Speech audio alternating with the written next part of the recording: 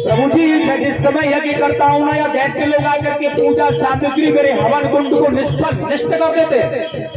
इसलिए असुरों के अत्याचारों से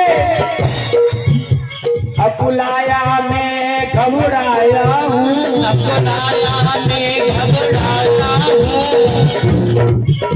रक्षा सहायता दो चीजें,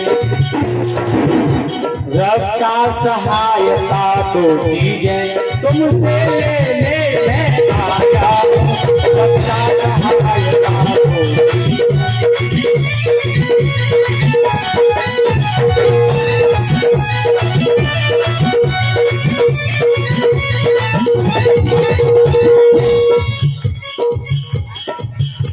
अपने ये पुत्र राम लक्ष्मण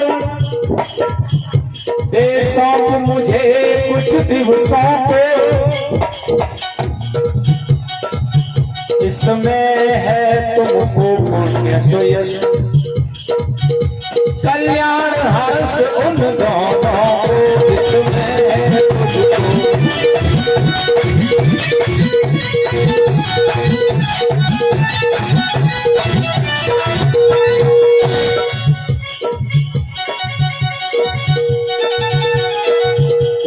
है आप अपने पुत्रों को हमें कुछ दिवसों के लिए सौंपते हैं। बड़ा सुंदर का है। अनुज समेत देहु रघुनाथा, निश्चर बद में होत सनाथा। क्या राम जी अकेले काफी नहीं थे दैत्यों का वध करने के लिए?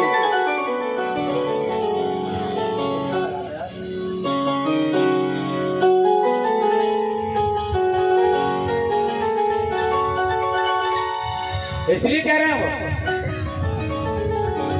अनुज समेत देहु रघुनाथा। रघुनाथ को तो दो, लेकिन अकेले नहीं, साथ छोटे भाई लक्ष्मण। क्योंकि तुलसीदास जी स्वयं कह रहे हैं, विश्वामित्र जी ने जो कहा है, अनुज समेत देहु रघुनाथा, निश्चर बध में होत सनाथा। माने अनुज माने छोटे भाई लक्ष्मण, यह तो करेंगे दैत्यों का वध। राम जी को ले जाकर इनका दर्शन करता रहूंगा और मैं सनात होता रहूंगा।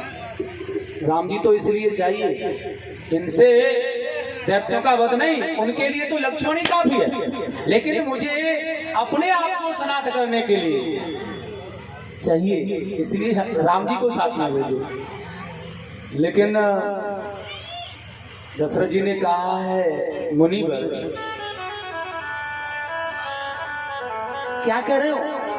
राम जी या मेरे बालक, मेरे पुत्र भी छोटे हैं, अबोध है, अच्छी तरह से धनुष को पकड़ना जानते नहीं, आप कह रहे हो दैत्यों से युद्ध कराएंगे? क्या कह रहे हो आप? आपको दैत्य लोग परेशान करते हैं ना, तो फिर सुनो, मेरी सारी सेना ले जाओ, दैत्यों को वध कराओ। विश्वामित्र जी ने कहा नहीं, मुझे राम जी चाहिए। दशरथ जी ने कहा राम चले जाएंगे तो मेरे प्राण चले जाएंगे, भगवान राम जी को नहीं दे सकता।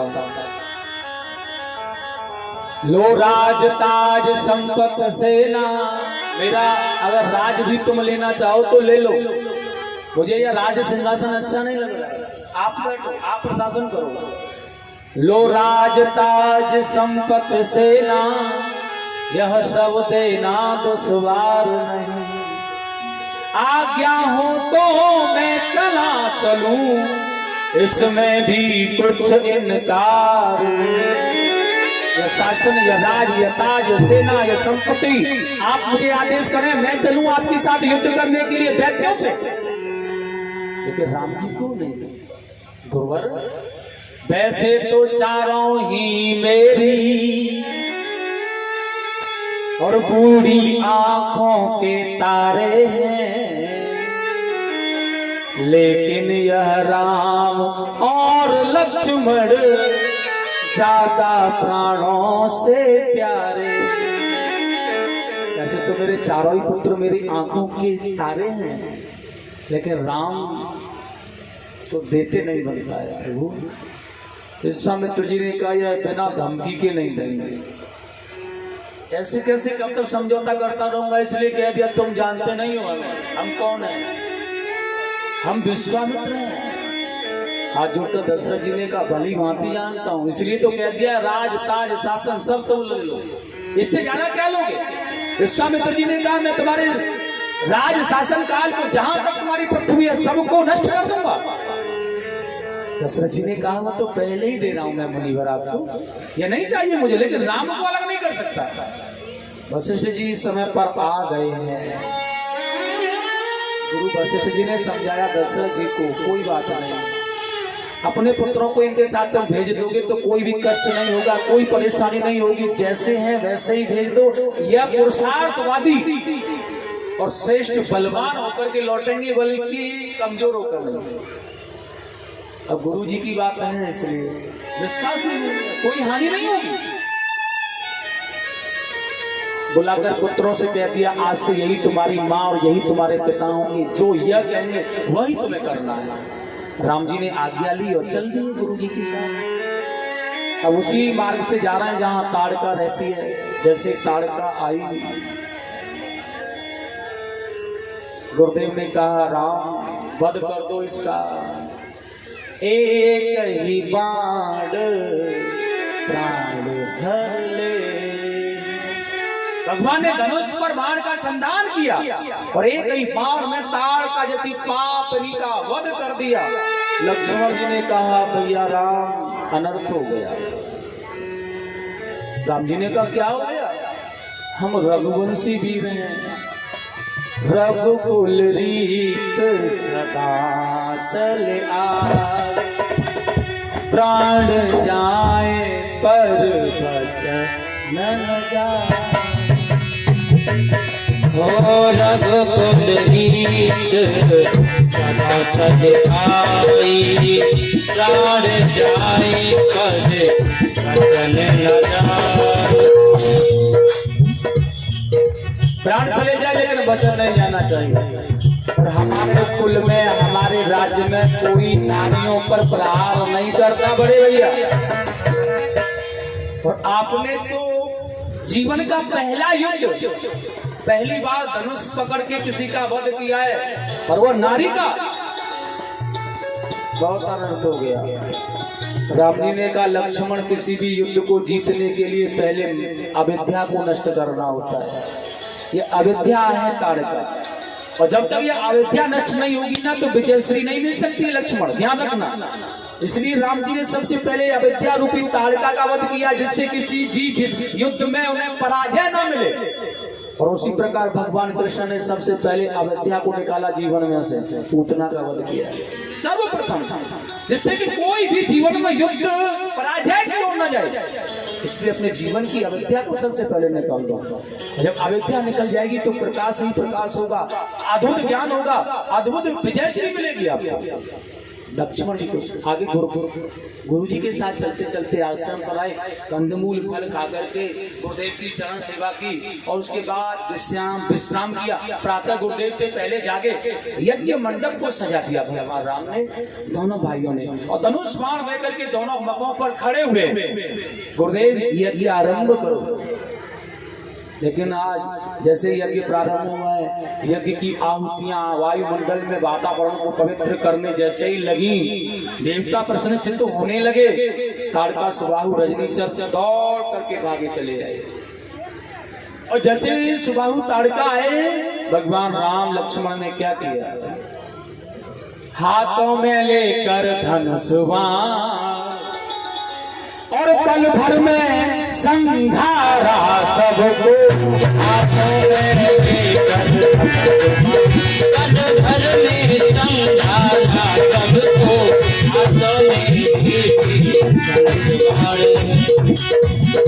रघुवंशी राजकुमारों ने, रघुवंशी राजकुमारों ने आगे फल ललकारा सबको, रघुवंशी राजकुमारों ने आगे बढ़ ललकारा सबको, रघुवंशी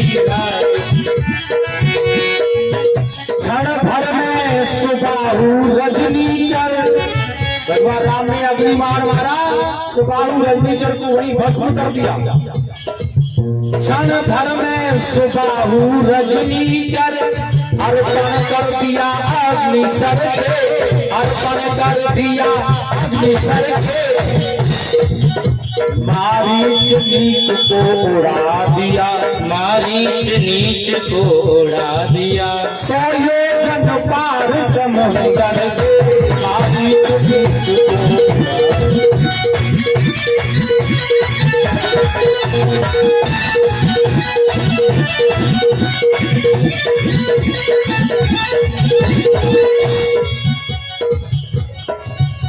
गुरु जी के यज्ञ की सुरक्षा भगवान ने की और अगले दिन मुझको मिला, देर नहीं हुई, सुंदर यह संदेश। जनक धनुष महोत्सव के लिए बुला रहे मिथिलेश। जनक जी महाराज का संदेश दूत लेकर विश्वामित्र जी के लिए आया है। विश्वामित्र जी ने संदेश पढ़ लिया और संदेश पढ़ के देखा है, अगर मैं इनसे कहूं चलो विवाह करा के लाऊंगा तुम्हारा, तो ये जाएंगे नहीं, क्योंकि ये रघुवंशी राजकुमार है। इसलिए भगवान राम से मुनिवर विश्वामित्र जी ने चालाकी से काम लिया। राम, हाँ गुरु जी, एक बात बताऊं मैं, आपने हमारा तो यज्ञ सफल कर दिया, लेकिन एक जनकपुर में धनुष यज्ञ है, आप मेरे साथ चल के दोनों भाई उससे भी पूरा कराएंगे? मन है तुम्हारा? राम जी ने कहा, हमारे माता पिताओं ने तो आपके साथ रहने की आज्ञा दी है, जैसा आप कहेंगे वैसा ही करेंगे हम गुरु जी। तो ठीक है, प्रातः तैयार हो जाना। और देखिए प्रातः का धनुष यज्ञ के लिए प्रस्थान कर दिया। बड़ी मीठी मीठी कहानियां अपने पूर्वजों की सुनाते सुनाते राम जी को मार्ग तय कर रहे हैं। लेकिन महाराज रास्ते में एक पत्थर की शिला दिखी है राम जी को, और उसे देख करके भगवान ने गुरु जी से पूछा, कौन है ये, क्या है ये? गुरुदेव बताओ, ये ऐसा लग रहा है सजीव सा, लेकिन यहाँ कुछ दिख नहीं रहा, क्या है ये? तब गुरु जी ने कहा है, राम, किसी जमाने में यह गौतम की नारी अहिल्या थी, लेकिन आज सांप की मारी हुई है। फिर कहा कभी गौतम प्रिय थी, अब शिला सांप की मारी है। जब से उपराम हुई है यह आकांक्षा एक तुम्हारी है। और हे राम, इस पाप प्रपीड़ित पथरी को पदरज का चेतन चूरन दो, यह पतिता है पावन पद दो, जीवन मृत को संजीवन। यह पावनी है, पवित्र है, इसे पवित्र बना दो प्रभु। राम जी धीरे से निकल के गए, वहां होकर के अपने पैर के अंगूठे से धूल को उड़ाया, और जैसे वह चरण रज पड़ी जाकर पत्थर की शिला नारी अहिल्या पर वह दिव्य सुंदरी बन करके भगवान को नमन करते अपने पति के धाम के लिए चली गई। और यहीं चलते चलते आज भगवान जनकपुर पहुंच गए। आम के बगीचे में डेरा डाला, गुरु जी की पूजा के लिए पुष्प लेने भगवान गए थे। उसी समय जनक जी को पता चला तो वह आए हुए थे विश्वामित्र का स्वागत करने, लेकिन उसी अवसर पर यह बैठे हुए थे राम और लक्ष्मण आ गए। और जैसे राम जी को लक्ष्मण जी को देखा, अद्भुत खड़े हो गए। यही तो बात है, भगवान को देख करके खड़ा होना, खड़े होकर के नमन कर रहे हैं, बड़ी सुंदर बात से, बड़े प्यार से। और पूछ लिया, यह किस भाग्यवान के पुत्र हैं गुरुदेव, बताएंगे आप? मन कर रहा है दशरथ जी, मन कर रहा है जनक जी का कि अब तो प्रण त्याग दूं मैं और इनके साथ सीता का विवाह कर दूं, लेकिन नहीं, प्रण नहीं त्यागा जा सकता है। इसलिए पूछ लिया है, किसके पुत्र हैं यह? विश्वामित्र जी ने कहा, रघुकुल तिलक दशरथ के जाए, ममहित लागू नरेश पठाए। यह दशरथ जी के पुत्र हैं, राम लक्ष्मण नाम है इनका। मैं अपने यज्ञ की सुरक्षा के लिए इन्हें लाया था, मन किया तुम्हारे यज्ञ में ले आया।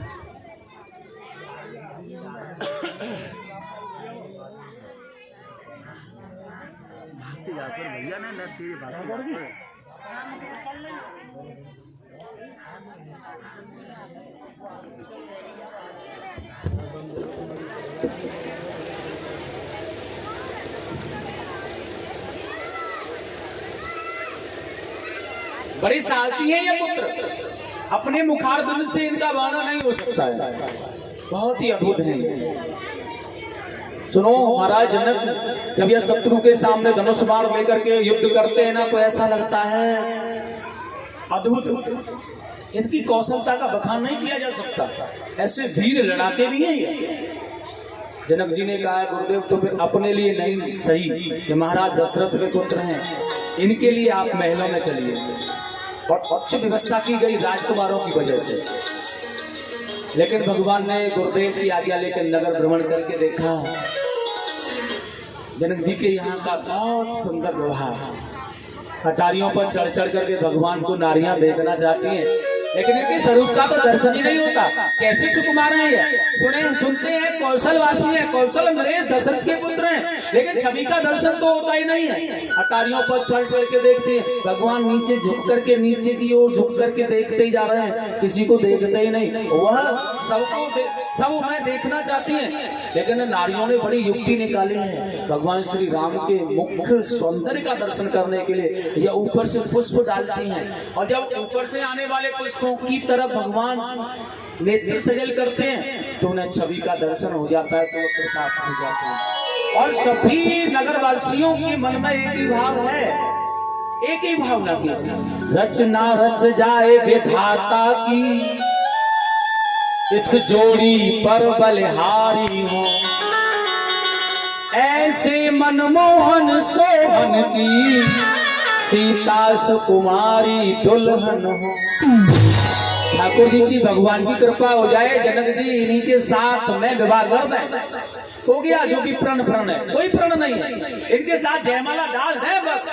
और फिर क्या है, जब इनका विवाह यहाँ हो जाएगा तो फिर तो है अपने धन्य भाग्य, फिर तो हमारे धन्य भाग्य हो जाएंगे। अपने चाहना नहीं है, विवाह तो सीता जी से ही होना चाहिए, लेकिन यहाँ संबंध हो जाएगा इनका। संबंध यहाँ हो जाने से या यहाँ आएंगे कभी न कभी, फिर तो है अपने धन्य भाग्य, हम दर्श करेंगी कभी कभी। इनका तो कभी कभी दर्शन हो जाएगा, तब आनंद आ जाएगा। अद्भुत भगवान लक्ष्मण के साथ लौट करके आए, गुरुदेव के चरणों की सेवा की। अब तो गुरुजी के चरणों की दोनों भाई सेवा कर रहे हैं, लेकिन गुरुदेव ने चरण सेवा के लिए मना कर दिया। प्रातः जल्दी जागना है, स्वयंवर देखना है, जाकर सो जाओ। राम जी सो गए, लक्ष्मण जी छोटे भाई बड़े भाई के चरणों की सेवा करने लगे। लेकिन राम जी ने कहा, लक्ष्मण सो जाओ ना जाकर। जब लक्ष्मण जी नहीं सो रहे, थोड़ी सी निद्रा राम जी को आई, देखा चरण दबा रहे हैं अभी तो। लक्ष्मण जी आज सो नहीं रहे, उनको कुछ दुख हो रहा है। आंखों में आंसू निकलने लगा, टपकने लगा, गरम गरम अश्रु पैरों पर। राम जी ने देखा मेरा भाई लक्ष्मण रो रहा है, इसका मतलब इससे कोई डर है। राम जी ने हृदय से लगाया, क्या बात, तुम रो रहे हो, अश्रु बहा रहे हो? लक्ष्मण मेरे भाई क्या परेशानी है तुझे, क्या कष्ट है, बता मुझे। मैंने कहा तू विश्राम कर ले, प्रातः जल्दी जगना है, तू चरण सेवा बंद ही नहीं करता, तू सो नहीं रहा है, बात क्या है बता मुझे। लक्ष्मण जी ने कहा, आज मैं इन चरणों की जी भर के सेवा करना चाहता हूं। राम जी ने कहा, कल से कौन करेगा? क्या कल सेवा नहीं करनी तुझे? कल के बाद सेवा कौन करेगा? लक्ष्मण जी ने कहा, भैया आप धनुष यज्ञ में धनुष तोड़ देंगे, मुझे विश्वास है, और जब आप धनुष तोड़ देंगे तो फिर आप माता सीता से विवाह कर लेंगे। प्रभु जी फिर तो माता सीता का अधिकार मुझसे ज्यादा हो जाएगा ना आपकी चरणों में। सजल नेत्रों से अश्रु लक्ष्मण जी के बह रहे हैं। राम जी ने अपने पीताम्बर से अश्रुओं को, लक्ष्मण छोटी सी बात में परेशान हो रहा है, ठीक है मैं तेरी चिंता का समाधान निकाल देता हूँ, वादा करता हूँ तुझे। मेरा विवाह होने के बाद भी सीता से लेकिन मेरे चरणों की सेवा तुम दोनों किया करना। एक पैर की सेवा सीता किया करेगी और एक पैर की सेवा तू अपनी भाभी के साथ स्वयं करना। मैं मना नहीं कर रहा हूं। लक्ष्मण जी को विश्वास हो गया, प्रसन्न हो गए। भाई ने सेवा करने के लिए मना नहीं किया है, यही प्रेम होता है, अद्भुत भाव। और जब तुम दोनों मेरे पास नहीं होंगे तब फिर मेरा एक परम भक्त होगा हनुमान, वह मेरे चरणों की सेवा किया करेगा। अद्भुत भगवान का। रात्रि वृत्ति तू प्रातः गुरुदेव से पहले जाके पुष्प